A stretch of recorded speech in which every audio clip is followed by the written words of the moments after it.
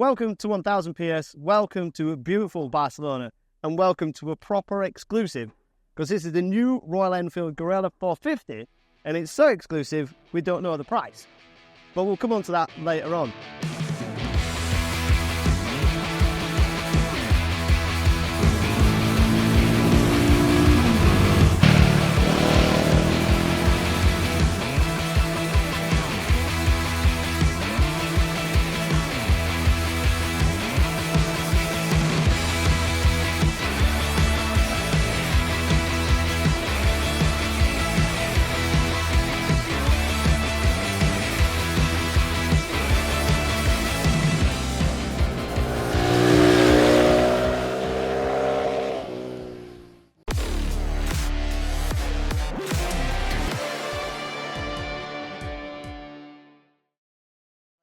What we can tell you is that this bike was created in partnership and at the same time as the Himalayan. So this is not a Himalayan with loads of accessories on it. It's a completely different bike to the Himalayan.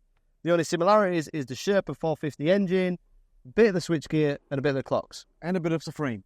And a bit of the frame. But they changed it up, so we have a really standalone naked bike here. It's not a Himalayan, as you said, without the fairing and lowered. It's its own bike. And we've ridden it today. Yeah. Barcelona, and a wonderful day at about 36 degrees. So it was quite hot day.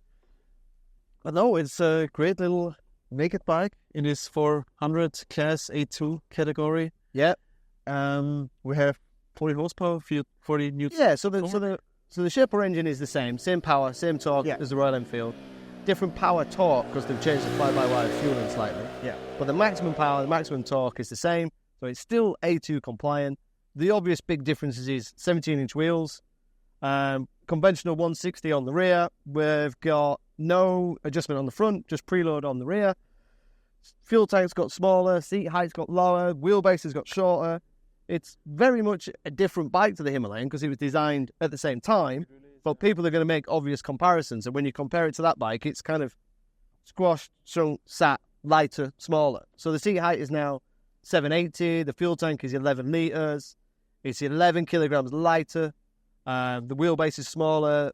The only similarities is the gearbox, the engine, and the power and the torque. Even the drift. Yeah. But as you say, we've had a great ride today. I thought we were going to ride around the city and be bored and just sit there in 37 degrees of baking heat. But we've actually gone out and had a ride and, put the bike to a proper test. So it shows that Enfield were proud of this product because they've not tried to hide any corners. We've done some proper miles. Yeah, and especially comparing it to maybe the other Royal Enfield bikes, the Hunter 350. Yeah. You can really feel the difference. Yeah. We have double the power. Yeah. But this new liquid-cooled engine, it's such a great engine. Yeah. Really, of course, it's a one-cylinder, so below 2,500 revs. Yeah. It's a little chunky at the low RPM, but every 450, every small classic single cylinder is similar. Of course, it's a bit vibey at high RPM when you're at like 120, 140 kilometers an hour. Yeah. But again, we're trying to make the engine. If you want a comfortable bike, buy a Goldwing. Yeah. You know what I mean? If you want a bike that's not chunky, buy an inline 4-cylinder. And also, it manages. It manages 130 130 kilometers all day. Of course, the vibrations are quite hard. Yeah. But it manages. It'll do it. And I'm really surprised. I've seen the display on the Himalayan. Yeah. But seeing it now here live in action the whole day out, it's such a great display. With all due respect, Adam, you're older than me. But quite about double, but thanks. Yeah, it's about right. But I love this display. Yeah. So it is an interesting one when we compare our ages, because for me, I like the retro colours. But some of the other colours to me are a bit garish, but they're aimed at the younger audience. Exactly. So do you prefer the kind of garish colours or the retro colours? We have it here in gold and red, I think. It looks alright, but it looks too much 70s for me. 270s? Oh, I see. I like the other colours, the yellow one, and there's also a white one with blue wheels and stuff like this. I love these colours. But this one... See, I prefer the 70s one, the ones that look like a sofa in a porn movie from the 70s. They're the colours that I remember, not remember. Can we just clarify that? I didn't watch porn in the 70s. I watched 70s porn when I was older. That made it sound weird.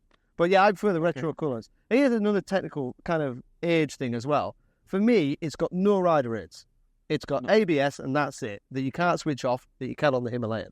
And the competition to this bike is KTM 390, arguably, Smart Pillon, Vit Pillon. Yeah. And they've all got a plethora of rider aids. So is that important or not important? But would you actually compare this one to the KTM? I would compare it to the Triumph, the Speed 400. Yeah. Which is quite similar in design, similar in power output. Yeah. So, I'm just from thinking, this perspective, I think it's... I think you're right. I think the KTM 390 is a bit too racy, the Duke.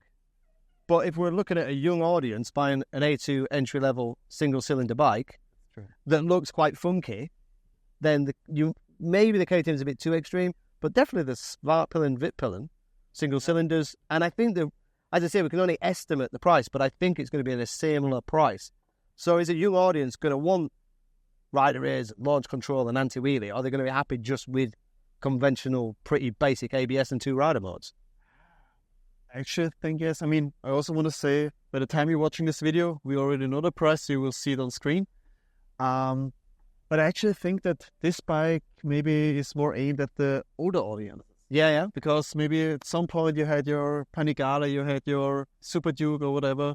Now we want to take a step back. Yeah. Smaller bike. And this is just the right bike for the job. I think it fits well as a second bike as well. I think there's a lot of people who've got a lot of money invested in a big bike, their big adventure, 20 grand multi-strider GS. But you don't want to pull that giant bike out and unlock it and set the alarm and move the car and blah, blah, blah. All you want to do is throw on a pair of jacket jeans, go see your mate, ride it all year, because it feels quite solid, it feels robust, it feels like a bike. Of course. Where some of them feel toyish.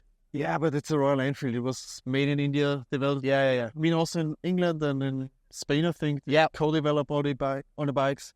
But you can actually feel that this is a solid Royal Enfield bike.